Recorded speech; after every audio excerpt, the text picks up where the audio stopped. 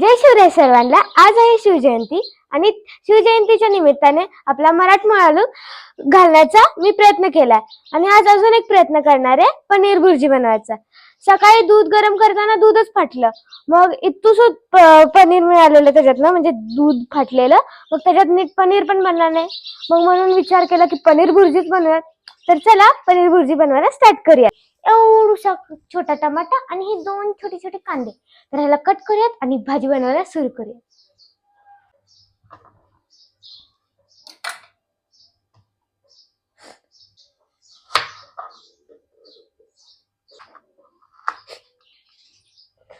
नको बाबा झंझट, लागलं वगैरे कापलं वगैरे तर मग आईची शिळ खायला लागणार। 2 मिनिटात जुगाड करतो।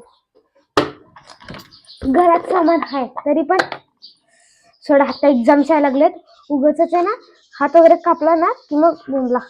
ह्याच्या आधी छोटे छोटे पीसेस करूयात आणि मग गेंग गेंग गेंग गेंग करूयात त्याच्यात। येतंय, घरात सामान आहे, वापरूयात।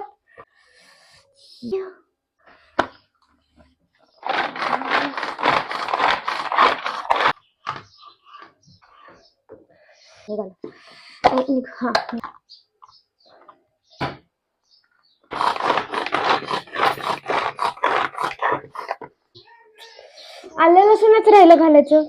थांबा, तरी पण आहे ना आपण थोडं घालून घेऊयात आणि गिंगिंग गिंगिंग करूयात, होईल पेस्ट बघा त्याच्यासोबतच। सगळ्यात आधी आहे ना तेल टाकून घेऊयात। आपलं गरम झालेलं आहे, आता आपण ह्याच्यात आहे ना चिरलेला कांदा आणि टमाटर टाकून घेऊ। कांदा ना लाल होईपर्यंत ना भाजून घ्यायचा। कांदा आपला मस्त भाजून झालेला आहे, तर आपण ह्याच्यात आहे ना जिरं पूड घालून घेऊयात। 1 चमचा लाल तिखट, अर्धा चमचा मीठ आणि अर्धा चमचा गरम मसाला,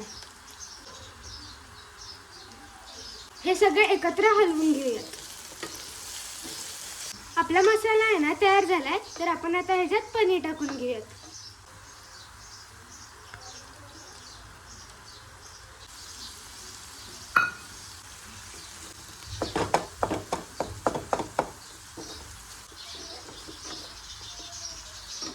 बघा किती छान दिसते, वास पण खमंग सुटलाय।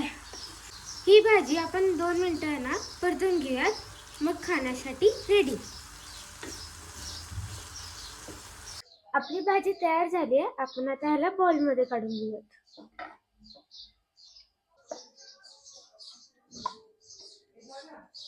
आपली पनीरची भाजी तयार झाली आहे, एकदम मस्त, आणि वास तर एकदम खमंग सुटलाय। तर ही कशी बनवायची आहे ना ह्याचा रिकॅप सांगतो। आधी आहे ना तेल गरम करायचं कढईत, त्याच्यात 3 किंवा 2 कांदे, 2 टोमॅटो किंवा 1 टोमॅटो छोटे छोटे कट करून आहे ना फ्राय करायचं, आणि त्याच्यासोबत अद्रक आणि लसूण सुद्धा। मग ते एकदम 2-3 मिनिटं फ्राय करायचं, एकदम रेड होईपर्यंत। मग नंतर ना त्याच्यात मसाल्यामध्ये काय काय टाकायचं, जिरं पूड, लाल तिखट, मीठ आणि आपला गरम मसाला, हे सगळं टाकायचे। 2 मिनिटं मस्त फ्राय करायचं आणि वरनं आपलं पनीर टाकायचं।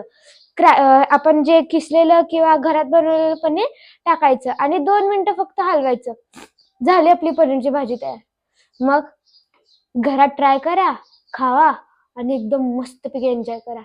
तर स्वस्त राहा, मस्त राहा, भेटत पुढच्या व्हिडिओमध्ये। बाय।